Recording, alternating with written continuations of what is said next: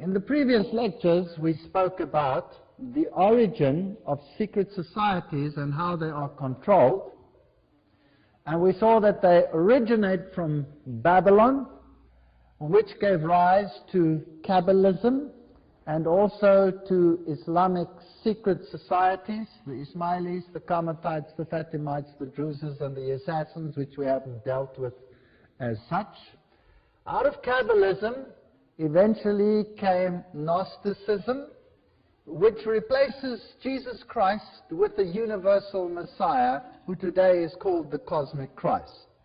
And this cosmic Christ has none of the attributes of the Jesus Christ of the Bible, but in order to make him acceptable to the world, everybody will have to accept him. That means Jesus Christ, even amongst Christians, will have to be brought lower to a level of this cosmic Christ to accommodate all others who want to be his equal. According to Eliphas Levi, Gnosticism was founded by Simon Magus, who was a sorcerer and put on a cloak of Christianity. He was the one who had himself baptized, but he was rebuked by Peter for wanting to buy the Holy Spirit. So a cloak of Christianity covered Gnosticism. Out of this philosophy, eventually it became formalized, and the Knights Templars, within a large religious system, were the harborers of the ancient philosophy. In other words, they were the harborers of the secret of Gnosticism. They had very close ties with the Islamic societies, and eventually we saw that the Knights Templars were suppressed by the King of France. Many of them escaped, however, to Spain, where the king in Spain gave them his protection, and they flourished further, and their rites and rituals and degrees were perpetuated in subsequent organizations. So the Templars never really died other than in name. The Templar secret knowledge was kept alive in an inner circle in Rosicrucianism and overseen by the Jesuit order. The Jesuit order then created Freemasonry, as we saw on Sunday, and Freemasonry is the so-called Protestant arm, if you like, although it's not only a Protestant arm, it is an international arm to bring about those changes which are necessary to set up this dark kingdom. So tonight we're going to have a look at Freemasonry and look behind the scenes as to what it really entails. Because most Freemasons, like in all secret societies, are fully unaware of what happens behind the scenes. You will remember that Gary H. Carr, in his work On Route to Global Occupation, gave a very similar expose. He also takes it through Kabbalism, Gnosticism to the Knights Templars. And then he misses out on the Jesuit connection, which is the military powerful arm controlling all these things. And he has Freemasonry control Marxism, American European secret political societies, international banking elite, and then, scarily, the World Council of Churches. Now, this is not me saying this is this man, and he is no small fish. And theosophical societies, together with many cults, then constitute what is known as the New Age movement. And the New Age movement is much larger than what we believe just to be a few esoterics doing their thing. It culminates in an entire system which is to unite the entire world, and the World Council of Churches will play a very prominent role in this mechanism. So it's very important that we know what Freemasonry stands for. The outer shell of Freemasonry proposes to sell whatever religion is prominent in that area. So, for example, if you are living in a Muslim country and you belong to Freemasonry, then the religion that is propagated at the level of the people and at the lower level of Freemasonry will be Islam. If you are living in a Jewish environment, then of course the religion will be Judaism.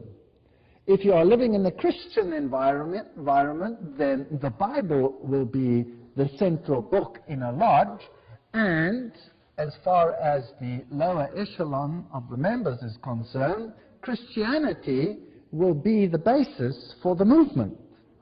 But in actual fact, if it is controlled by another power inside, then the picture can be totally different.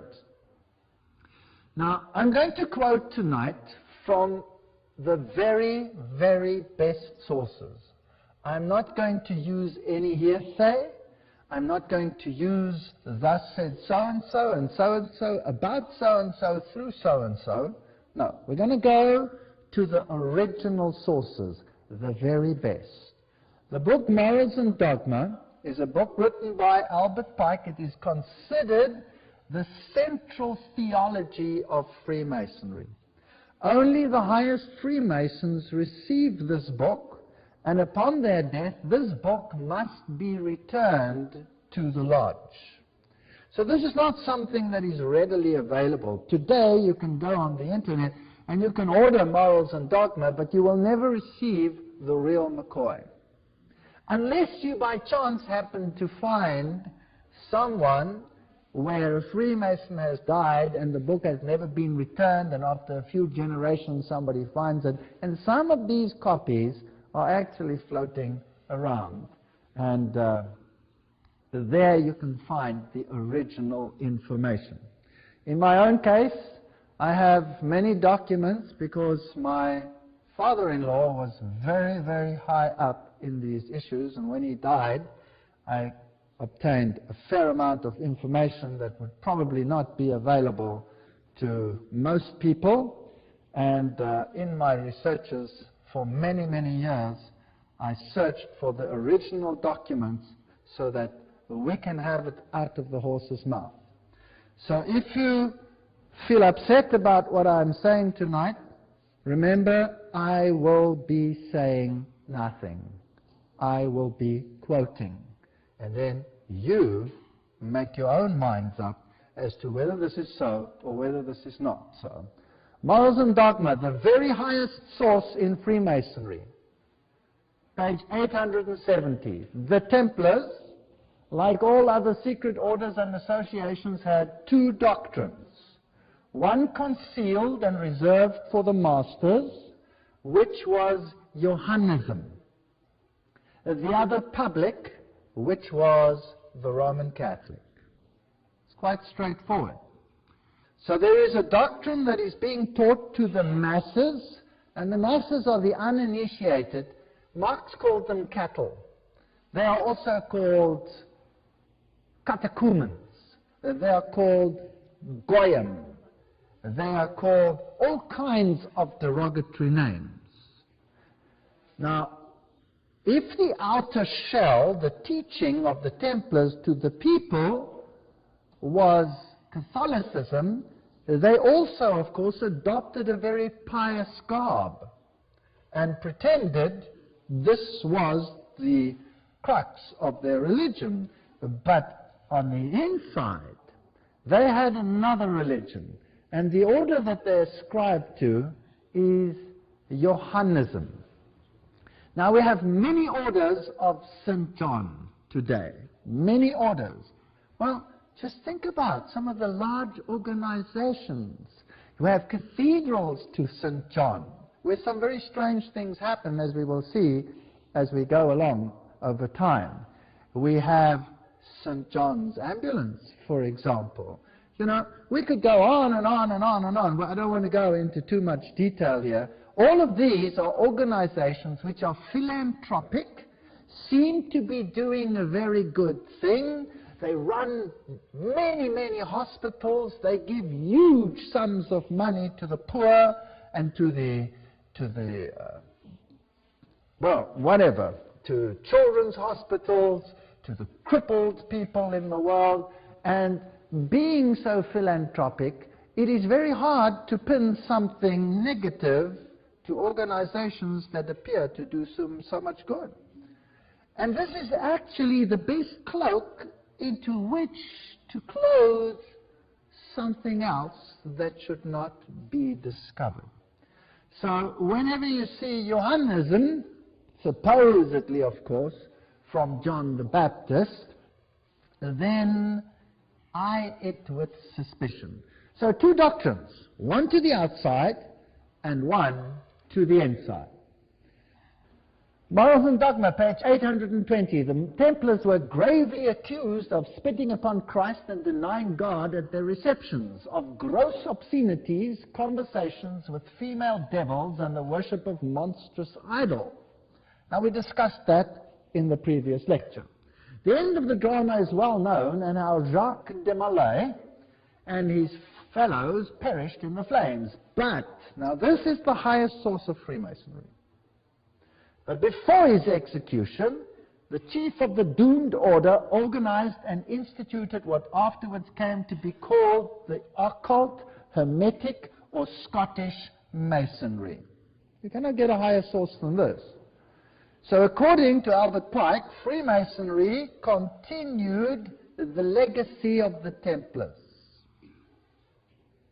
In the gloom of his prison, the Grand Master created 4 metropolitan lodges, at Naples for the east, at Edinburgh for the west, at Stockholm for the north, and at Paris for the south. The initials of his name, JBM, found in the same order in the first 3 degrees, are but one of the many internal and cognate proofs that such was the origin of modern Freemasonry. That's from the horse's mouth. So the Templars aren't really dead, but still alive. In fact, in the York Rite, there is a level which is the Templar level. So everything is there. The 32nd degree of Masonry, Sublime Prince of the Royal Secret, that's the highest level of Scottish Freemasonry. There is one higher degree, the 33rd degree, but that is an honorary degree. So the highest level of Freemasonry is the 32nd. Again, Morals and Dogma. The occult science of the ancient Magi was concealed under the shadows of the ancient mysteries. It was imperfectly revealed, or rather disfigured, by the Gnostics. They don't show the whole picture. It was guessed at under the obscurities that covered the pretended crimes of the Templars, and it is found enveloped in enigmas that seem impenetrable in the rites of the highest Masonry. Do you have that?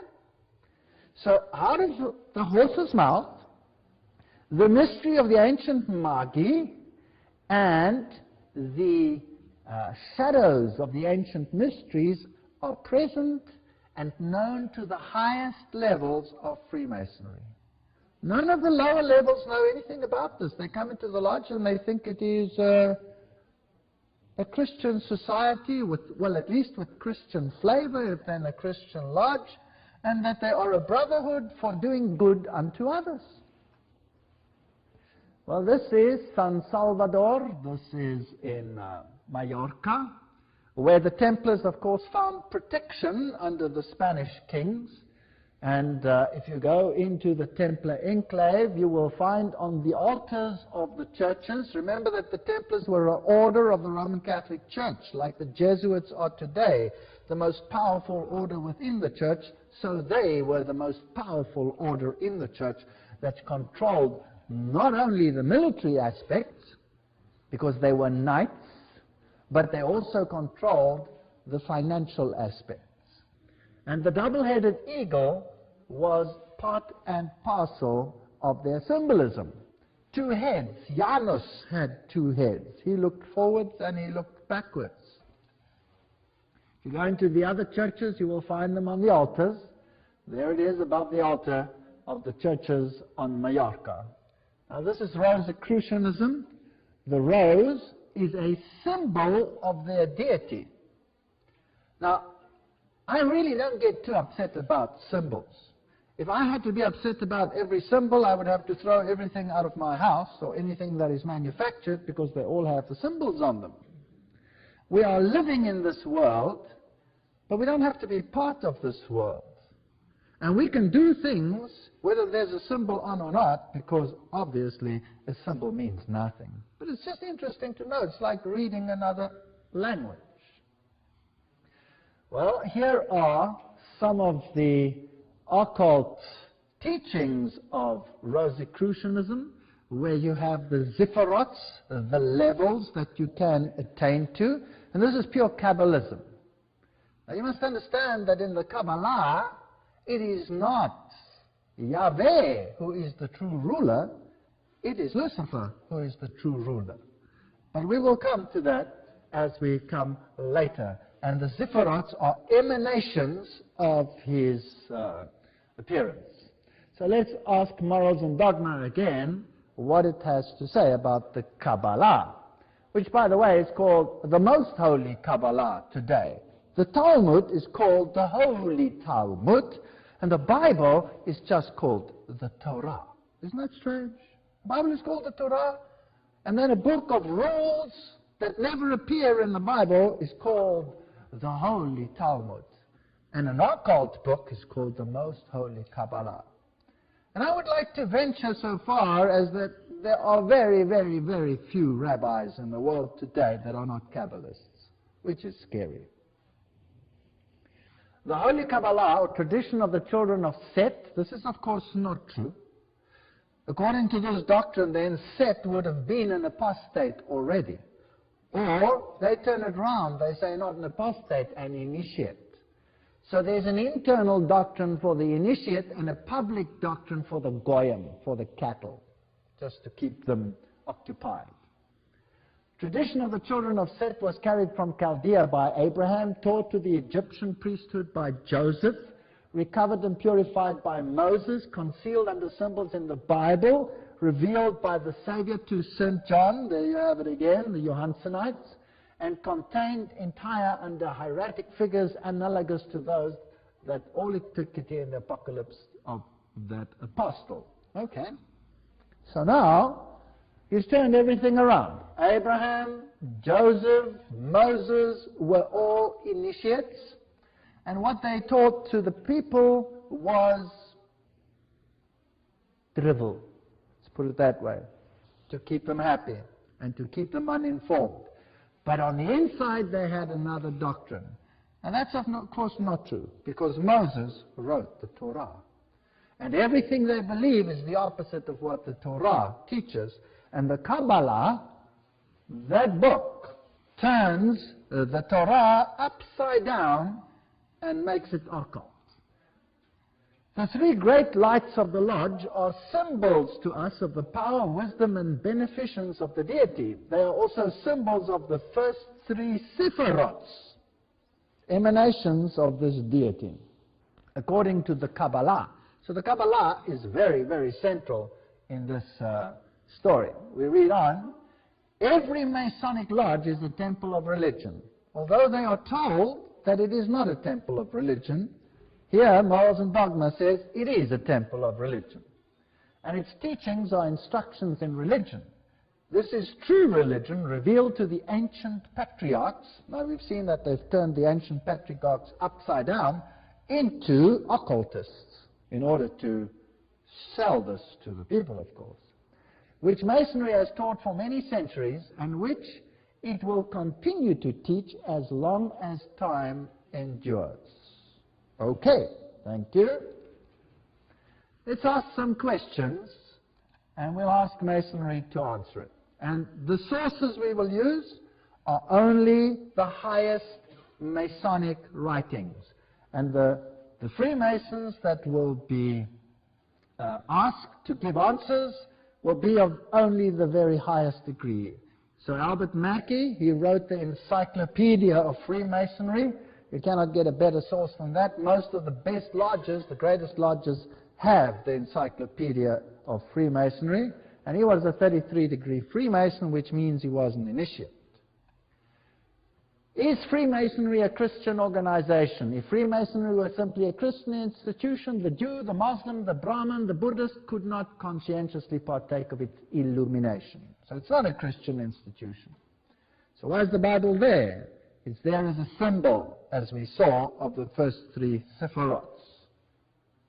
Is it Christian? Freemasonry is not Christian, nor a substitute for it. Well, what is it then? Morals and dogma. Rejecting all the wild and useless speculations of the Esta, the Kabbalah, the Gnostics, and the schools of the religion and philosophy of Masonry. You cannot get it plainer than that. So in other words, the Kabbalah is the religion of Masonry. But the Kabbalah is used in such a way that the people believe that what they believe is what's in the Bible. Masonry is a search of the light. The search leads us directly back, as you can see, to the Kabbalah. In that ancient and little understood medley of absurdity and philosophy, the initiate will find the source of many doctrines. All truly dogmatic religions, that includes Islam, Buddhism, Hinduism, all of them, have issued from the Kabbalah and returned to it everything scientific and grand and the religious dreams of all the Illuminati, the ones that are illuminated. This is Luciferian language. Jacob Boehme, Swedenborg, St. Martin and others is borrowed from the Kabbalah. All the Masonic associations owe to it their secrets and their symbols. Straightforward. There can be no doubt about these issues. The true Mason is therefore not creed-bound, cannot say he's a Christian or a Muslim or a Jew. He realizes with the divine illumination of his lodge that as a Mason his religion must be universal. Christ, Buddha, or Muhammad, the name means little, for he recognizes only the light and not the bearer. He worships at every shrine, bows before every altar, whether in the temple, mosque, or cathedral, realizing with his truer understanding the oneness of all spiritual truth. That's Manly Palmer Hall, the lost keys of Freemasonry. Can you see where World Council of Churches could come in with something like this? Joining all the religions together? Does it make a little sound, a little ring a bell or whatever? Well, let's continue. 5 points of fellowship: foot to foot, knee to knee, breast to breast, hand to back, mouth to ear. These are identical to those used in the Druidic rite of witchcraft, and very similar to those used in other rites such as the Gardinian Alexandrian rites. In Alexandria, that's where the occult knowledge was maintained. It was maintained in Alexandria and in Rome. Everything else in between was destroyed. We'll come to that a little later. There where Christianity flourished, it no longer exists. Islam exists there. And from Alexandria and later from Rome emanated the new religion. Passing a secret name or chant from mouth to ear is ancient magical practice reflected in the Hebrew word Kabbalah. So it's a secret religion. Now, why is the King James Bible on the altar? Masonry has nothing to do with the Bible. It is not founded upon the Bible, for if it were, it would not be Masonry, it would be something else. The Digest of Masonic Law, page 207 to 209. So it's not the Bible. The Bible is there as a what? As a symbol. But what about God and His Son Jesus Christ? Humanity in toto then is the only personal God. Here again we are talking about high Masons revealing their information. Humanity. Have you heard of the Humanist Manifesto and humanism in general? Right. This is a fascinating quote from Morals and Dogma. I read this entire book. It's the most heavy reading I've ever done in my life. I wouldn't suggest anybody reads it. It's such a pain in the neck, but nevertheless. The Bible is an indispensable part of the furniture of a Christian lodge. This isn't the original, this cursive. Only because it is the sacred book of the Christian religion. The Hebrew Pentateuch in a Hebrew lodge and the Quran in a Mohammedan one belong on the altar. And one of these, and the square and the compass, properly understood, are the great lights by which a Mason must walk and work.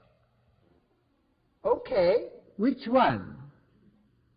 Which one of the three is the great light? Well, you have three choices.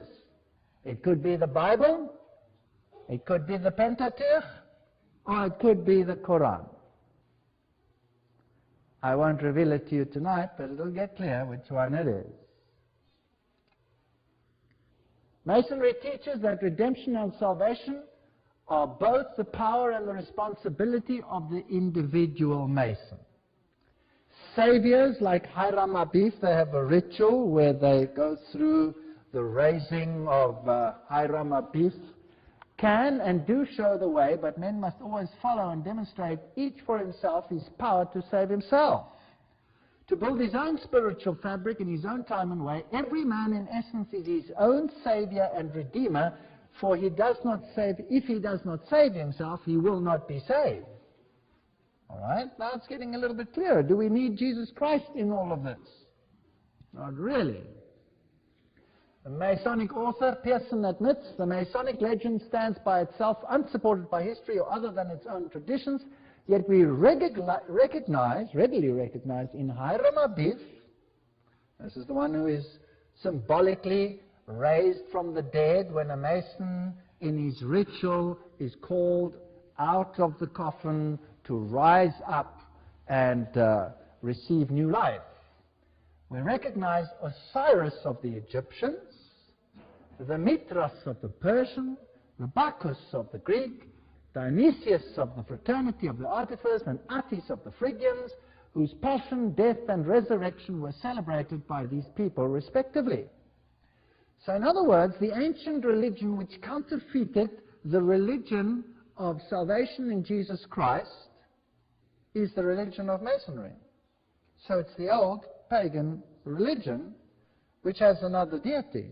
Now how do we know if all of these have exactly the same ritual that Jesus went through? How do we know which one is right?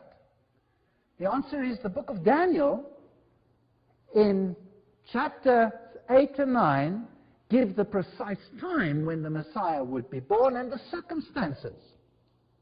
And that is why the Jews have placed a curse on anyone who numbers the 70 weeks, because then you would find out who the real Messiah is. So none of these could qualify for a Messiah because none of them had been predicted to the letter. So if we look at their symbolism, you will find it there. You will find the obelix, which is a symbol of the male organ of Osiris, which got lost when he was disseminated, and Isis put him together and built the missing piece. Well, let's not go into too much detail. Anyway, she did manage to get pregnant by it and give birth to Horus. So here we have the Egyptian. You will see here the Torah, the Ten Commandments. You'll see candlesticks. You'll see pyramids. You'll see Egyptian worship. You will see sun worship. All of it in their symbolism. Here is a ritual of the raising of Hiram Abif. Here is the book, The History of Freemasonry, and you'll notice the symbol over there at the top, the all-seeing eye, which is also the symbol of the Jesuits. Remember, in the previous lecture we showed that the Jesuit order created Freemasonry, wrote its rituals, and we gave all the quotes. Everything has been done. You can look it up in the previous lecture. So I'm not going to